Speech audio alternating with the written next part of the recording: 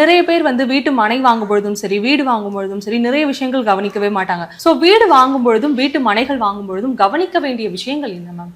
கண்டிப்பா அருமையான கேள்வி கேட்டீங்க. எல்லாருமே வந்து அவசரப்பட்டு வாங்கிடுறாங்க. யாரா இருந்தாலும், எந்த நிலமா இருந்தாலும், எந்த வீடா இருந்தாலும் அவசரப்பட்டு வாங்கிடுறாங்க. எப்ப பார்க்கணும்னா, ஃபர்ஸ்ட் ஆஃப் ஆல் என்ன பார்க்கணும், அந்த இடம் வந்து சுத்திலும் பார்க்கணும் ஃபர்ஸ்ட்.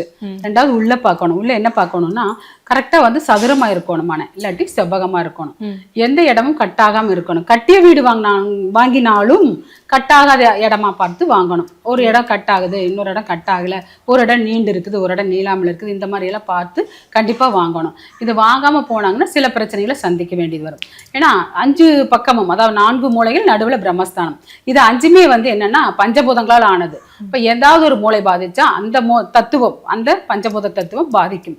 அப்ப அது சம்பந்தப்பட்ட நோய்களும் வரலாம், இடைஞ்சூறுகளும் வரலாம், ஆரோக்கிய குறைபாடுகளும் வரலாம். கண்டிப்பா வந்து என்ன பண்ணணும்னா, சதுரமான மனை, செவ்வகமான மனை தான் வாங்கணும்.